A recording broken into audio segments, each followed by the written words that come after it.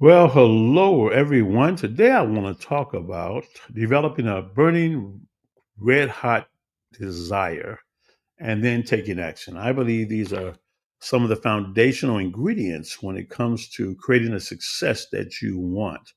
I always use a reference of a crock pot. I love a crock pot because everything you put in a crock pot done halfway properly is really delicious. It really turns out really, really well, just right. It's very tender. It's to perfection. So I love the crock pot. It's a slow cook, but when you put your ingredients in there, you just have to wait for the light to go off and stir on occasion. I want to talk about burning red hot desire. I remember being in a company called ACN with the mentor Michael Kupis, and he always talked about having a red hot desire. And one of the things that they taught all of us back in 1994 was to talk about one word, what is like desire, and be able to talk about it for an hour. Now, don't worry, we're going to be in and out of here in about 15 minutes, but I want to talk about how to develop that burning, red hot desire and the taking the action steps to make your dreams a reality. So, fueling the fire within. I should have named it this. Fueling the fire within, the power of desire and action. There is power there. But it takes a little bit more than just the word and the power behind the words. It's going to take you. It's going to take each and every one of us to move forward to execute as well. So I want to talk about the thing that separates the dreamers from the achievers, the wishers from the doers, and the hopeful to the unstoppable. And to become unstoppable, you have to have a burning desire. It has to be very intentional. We all have dreams and we all have ambitions, but why is it that with all the dreams and ambitions we have, only a few people truly succeed? The answer is simple. Desire is not enough all by itself. That desire has to burn so intensely that it fuels a relentless state of action. So, first of all, let's talk about burning desire. What is that? What does that really mean? It's not just wanting something. It's an obsession, a necessity. When you turn your shoulds into your must, a force that refuses to let you sleep at night. You have to have that sense of destiny that gives you that hunger that refuses to be denied. That you can't stop, you can't sleep, you don't rest until you achieve that you want. It's a kind of desire that wakes you up early and keeps you up late at night. Is what keeps you moving, even when you feel like quitting. If you think about some of the most successful people in the world, whether it's Elon Musk, Oprah Winfrey, Michael Jordan, Steve Jobs, on and on and on, Ray Kroc, oh God, who else? You name them. They weren't just interested in success; they had a insatiable hunger for it. They saw obstacles as stepping stones, not roadblocks. We always say that when you change the way you look at things, the things you look at then will change. So, how do you develop this unstoppable force, this unstoppable desire? Number one, write it down. Get a pen. I want to make it clear. Define your why. Your why, if your why is big enough, you will figure out how.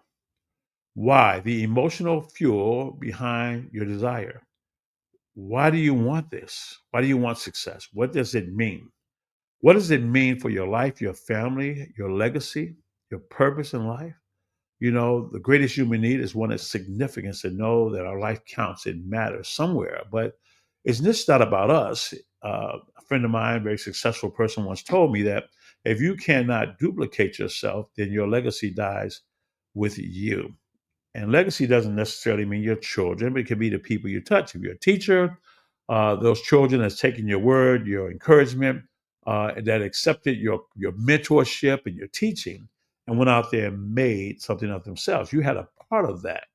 So your why needs to be so incredibly powerful that when challenges arise, and they will, you'll push through them because your purpose is greater than your pain. I always tell people that you have to have it in front of you. It has to be a clear, vivid vision.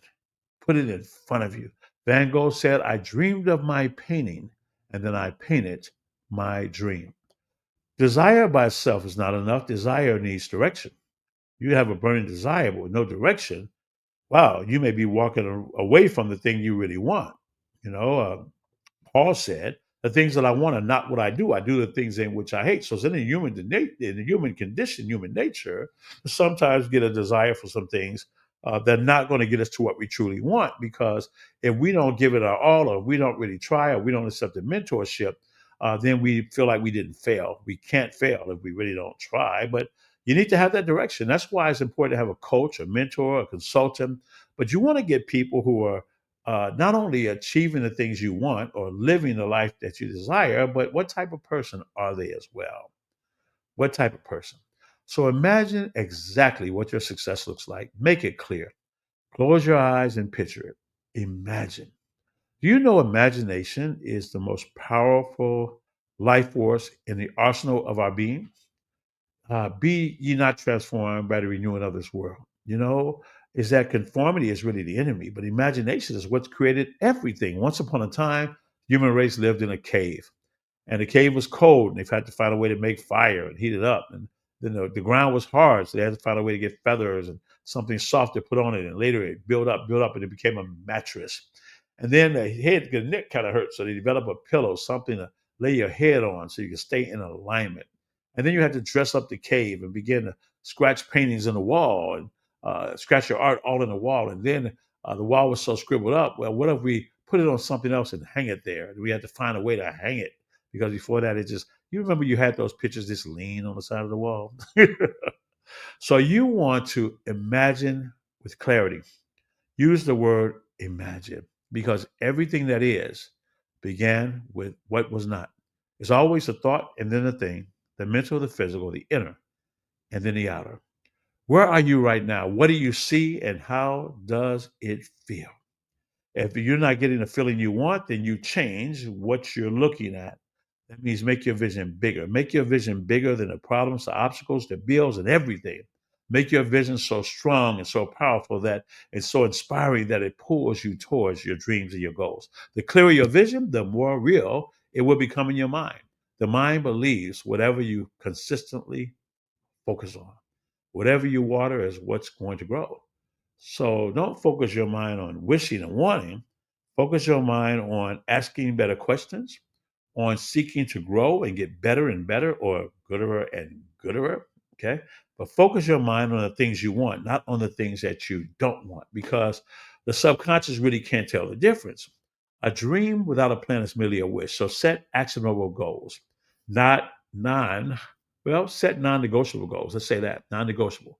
So, number one was define your why. Number two, get clarity in your vision. Clarity is the word. What is the vision? Number three, you set actionable but non negotiable goals, things that you will commit to because a dream without a plan is merely a wish. So, you want to set them clear, make them very specific, break them down into daily and weekly actions.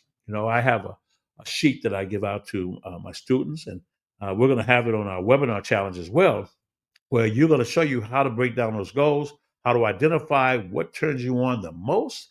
And that's something that you can measure and see very quickly where you are, because sometimes we drift. The book, Outwitting the Devil, with the notes with uh, Napoleon Hill, massively written by the great Sharon Lecter, who's going to be on our event on April 12th as our keynote speaker for the Limitless for Women event. She talks about the phenomenon of drifting. The devil doesn't stop you because you to drift, because we've been training our own mind to not go for success because it doesn't make sense to work as hard as we do for 40 hours a week for 40 years and still depending on family, friends, and the federal government. Yet 97% of the people in this country, that's exactly what we do. And not because we want to, because we have been trained to. So we must untrain ourselves and to develop an unstoppable work ethic. But success is not about massive once in a while action, massive sometime action. It's about consistent action and daily execution.